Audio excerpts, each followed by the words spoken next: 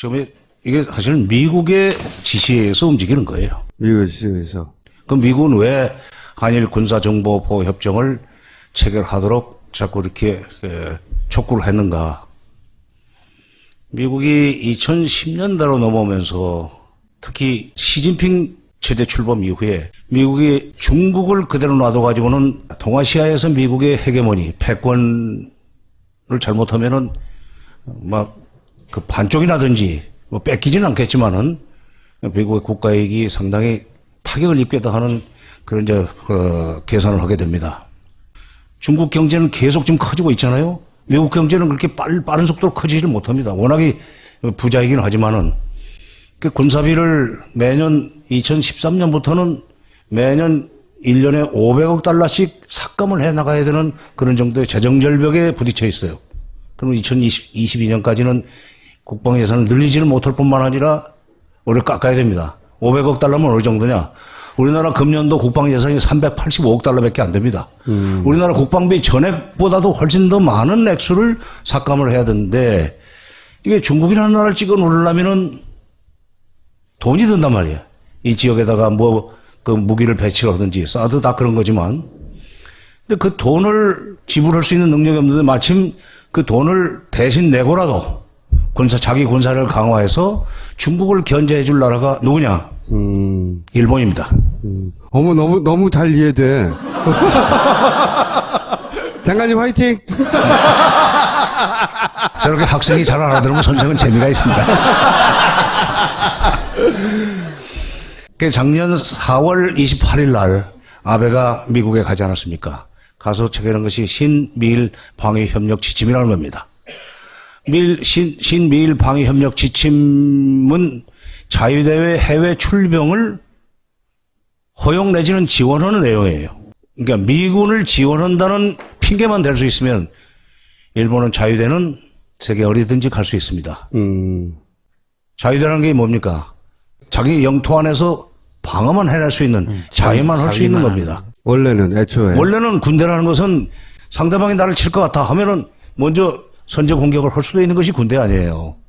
일본은 그런 능력을 그런 짓을 못하도록 2차 대전 이후에 메가더 헌법이라는 건데 그걸 빼버렸어요. 헌법 구조에 그렇게 돼 있습니다. 그걸 이른바 평화헌법이라고 그러지만 일본 우파로서는 극우 세력으로서는 그 구조를 빨리 고쳐야만 되는데 그걸 해줄 수 있는 총리가 별로 없었어요. 근데 이게 이제 아베가 들어서 가지고 그걸 본격적으로 추진하는데 한국이 뭐 다른 나라와 얼마든지 군사 협력해도 되지만 미국이 중국을 압박해 들어가는 소위 스크럼을 짜는데 한일 간의 군사적 협력을 하도록 맺는 것이 이번에 한일 군사정보 보호 협정입니다. 이걸 위해서 작년 12월 28일 날 위안부 문제에 대해서 그야말로 수술하다 말고 가위를 뱃속에 넣고 꿰매는 것 같은 그런 봉합을 했습니다. 박근혜 대통령이 원래 일본 총리하고는 만나지도 않겠다고 그러고 국제회의에서 만나도 쳐다보지도 않지 않았어요. 그런 정도로 일본이 과거사 문제, 위안부 문제 같은 과거사 문제에 대해서 분명하게 사과하지 않으면 나는 일본과 임기 중에 정상회담 안 해도 좋다는 식으로 일본을 압박했는데 그게 미국을 불편하게 만든 거예요. 지금 미국의 태평양 전략 또는 동북아 전략을 편안하는 데 있어서 이 일본과 한국을 양날개로 붙들고 지금 중국을 향해서 압박해 들어가야 되는데 물론 한미동맹이 있고 미일 동맹이 있기 때문에 갈 수는 있지만은 한일 간에도 긴밀한 협력 관계가 이루어지지 않으면 이 스크럼이 힘이 없단 말이에요. 뭐 초동 단계에서는 둘이서 협력하라 했을 때 한국이 그 일본의 손을 안 잡아줄 거 아니에요. 그 손을 잡을 수밖에 없도록 맺는 것이 군사정보 보호 협정이고 이걸 위해서 작년에 정지 작업한 것이 위안부 문제 봉합입니다. 그러니까 위안부 문제부터 네. 미국의 입김 내지는 압력 내지는 뭐 기타 등등이 있었다. 맞아. 한일 간의 협력이 돼야만 삼각동맹이 완성이 되는데 되는 거 아니에요? 이것을 완성시키기 위해서 작년에 위안부 문제 그렇게 미국의 압력으로 마무리를 했고 그때 뭐라고 그랬어요? 일본에서 미국에서 정의로운 안보보좌관이 축하한다고 전화하고 축하할 일이 아니지. 저희들 진부름 해줬는데 그다음에 국무장관이 또 발언하고 오바마 대통령이 전화해서 아주 정의로운 결정을 네. 했다고 자기네들에게 정의로운 거지 우리한테는 지금 정의로운 것이 아니지만 그래서 위안부 문제, 한일 군사 정보 보호 협정 이것이 미국의 동아시아 전략, 특히 대중국 압박 전략을 강화시키는데 일익을 하는 거고, 이걸로 해서 원래 미일 동맹과 한미 동맹 이게 같은 것 같지만 그건 다릅니다. 미일 동맹은 훨씬 한미 동맹보다 세요, 타이트하고. 이렇게 해서 우리는 미국이 갑이고 일본이 을이라면 병으로 들어간 겁니다. 근데 우리는 왜 이렇게 불리한 거를 이렇게 급하게 무리하게 다들 반대하는데 협정을 맺었느냐. 여기서 이해가 안 가는 거거든요. 그 박근혜 대통령이 지금 북한을 압박해가지고 마저 붕괴를 시키고 자기 임기 내에 통일을 할 수 있다는 환상에 빠져 있었다고 생각을 해요. 그 연호는 발언지는 아마도 비선 실세였던 것 같은데 아니, 붕괴론이 거기서 나왔다고 그러니까. 그리고 난데없이 2014년에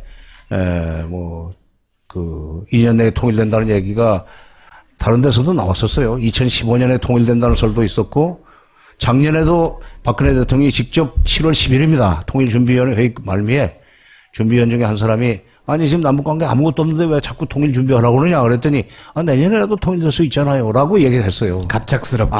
그렇지. 그래요? 그러니까 그것을 마무리하는 데는 지금 일본과 미국의 소위 그 미국과 일본의 힘을 빌려가지고 중국을 압박하더라도 그 과정에서 북한을 마저 밀어붙여가지고 붕괴시키면은 내 임기 중에 통일되는 거 아닌가 하는 아주 잘못된 소위 환상. 저도 질문 드려도 될까요? 아니 가만히 있어. 왜 저내고 저 안 돼요? 아니 저기는 반장이고 여기는 부반장이에요. 그러니까 지금 우리는 박근혜 대통령이 뭔가 지금 북한을 미워하는 그런 마음 때문에 이렇게 이제 시작이 됐는데, 한때는 중국과 미국 사이에서 균형을 잡겠다고 가지고 작년 9월 3일 날 천안문 왕로에 서서 시진핑하고 같이 이렇게 웃는 모습으로 사진도 찍고 그러지 않았었어요? 그렇죠, 맞아요. 예. 그 이후에 이제 북한의 핵 문제나 미사일 문제가 복잡해지면서 중국 보고 도와달라고 그랬는데 도와주질 않는단 말이에요.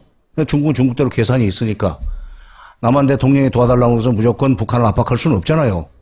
만약 북한을 압박해가지고 탈북자가 나오기 시작하면 이른바 만주 일대의 경제가 어려워지고 치안 질서가 복잡해지는 것 때문에 중국은 우리가 요구하는 만큼 북한을 갖다 압박할 수가 없어요. 그것 때문에 이제 삐친 거지. 그래가지고 사드 배치 오늘 이번에 7월 달에 결정한 거 아니에요. 사드를 배치한다고 그러면 그게 겁나서 중국이 북한을 압박해주지 않고 하는 자기 나름대로의 덧셈 뺏음을 한 것 같은데, 그게 덧셈 뺏음을 되는 문제는 고차 연립방정식입니다. 그 계산이 안 맞은 거예요.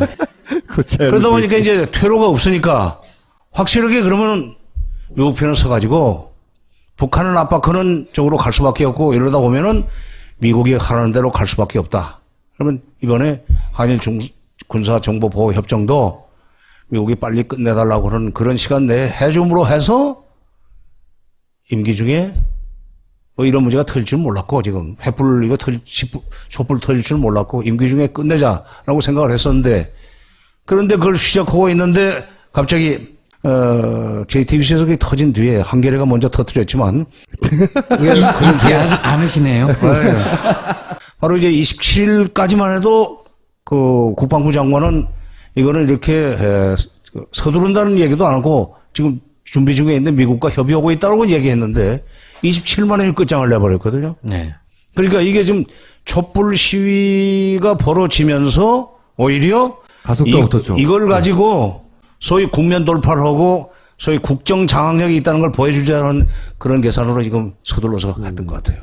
반쯤은 이해됐는데 또 하나 이런 가설이 있잖아요. 지금 일부 보도가 나온 게 최순실이 로키드 마트를 만났다는 것까지는 사실인가 봐요. 무슨 거래가 오갔는지 모르겠지만.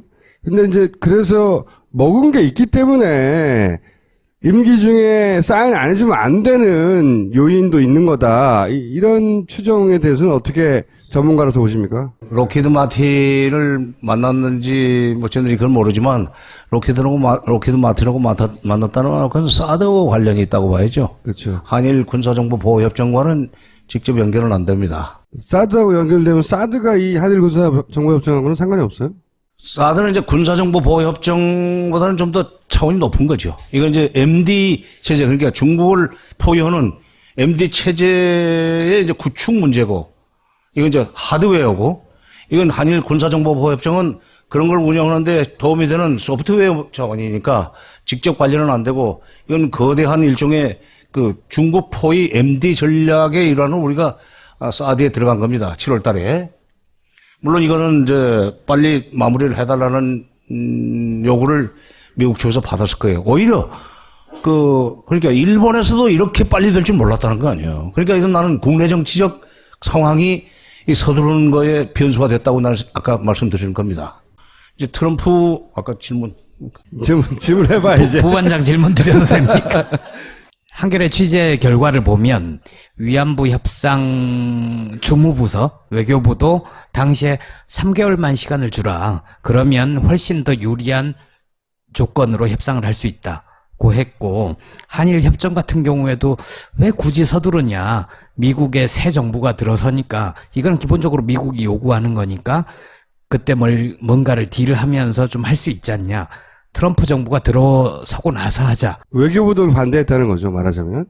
제 질문은 그래서 과연 이 두 가지 협정을 빨리 서두른 게 미국 정부의 뜻인지 아니면 박근혜 정부의 이해가 걸린 거였는지. 그러니까 한일 군사정보보호협정 두 개 다. 하나 또 뭐예요? 위안부. 위안부? 그건 작년 거고. 네. 그것도 굉장히 그 실무부서의 건의를 지키고 그렇게 서둘렀던 거고, 뭐 개성공단도 네. 그 통일부에서는 전면 중단을 거리하지 않고 잠전 중단 정도로 했는데 갑자기 전면 중단하라고 했다고 그러니까 이제 뭐 이거 모두가 다 이제 박근혜 대통령이 결정한 건데, 지금 이 촛불 시위 시점에서 이 한일 군사정보보호협정을 서두른 것은 미국도 그렇게 그러니까 외교부가 3개월 시간을 달라고 했을 때는 미국도 그런 분위기였기 때문에 그랬을 겁니다.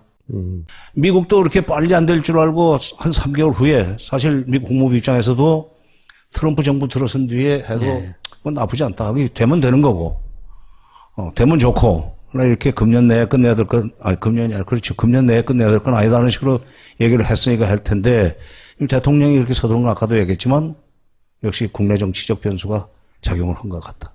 오히려 봐라, 내가 멀쩡하다는 걸 보여주려고 했다. 그렇죠. 그리고 이제 작년에 미친 건데, 그러면. 위안부 문제를 서둘러서 한 것도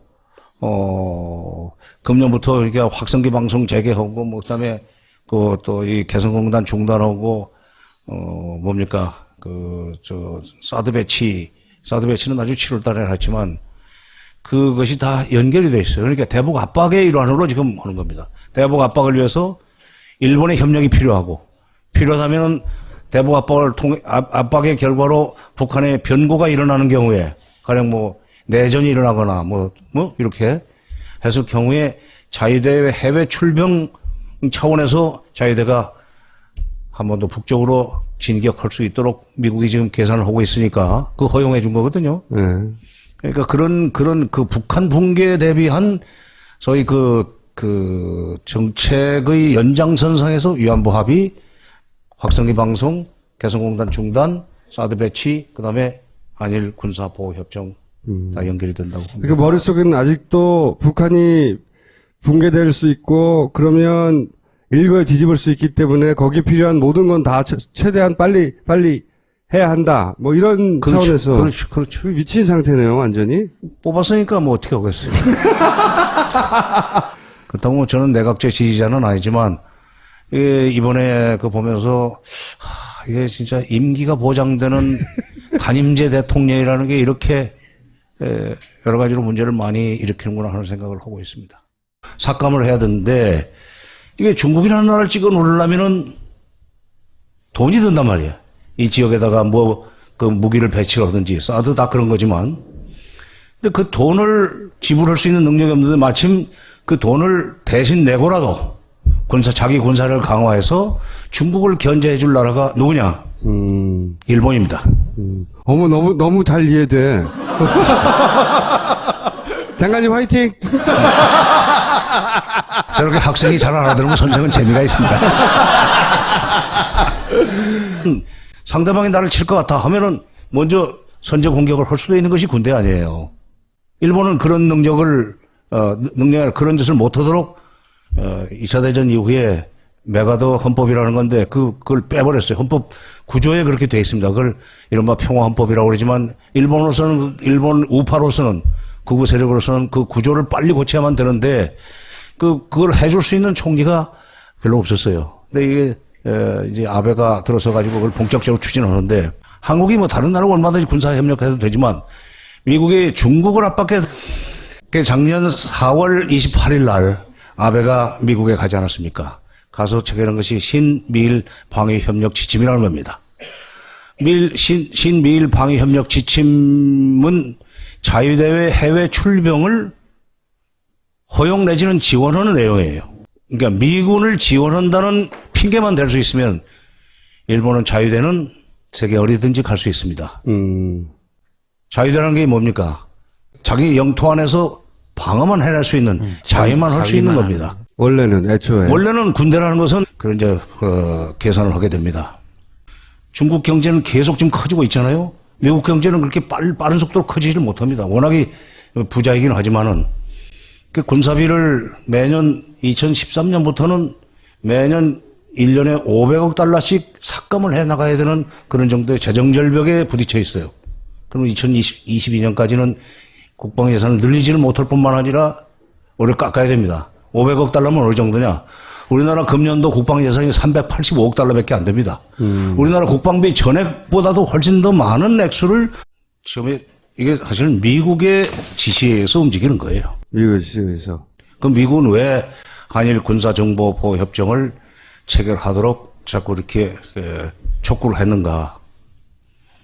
미국이 2010년대로 넘어오면서 특히 시진핑 체제 출범 이후에 미국이 중국을 그대로 놔둬가지고는 동아시아에서 미국의 헤게모니, 패권을 잘못하면은 막 그 반쪽이라든지 뭐 뺏기지는 않겠지만은 미국의 국가이익이 상당히 타격을 입게도 하는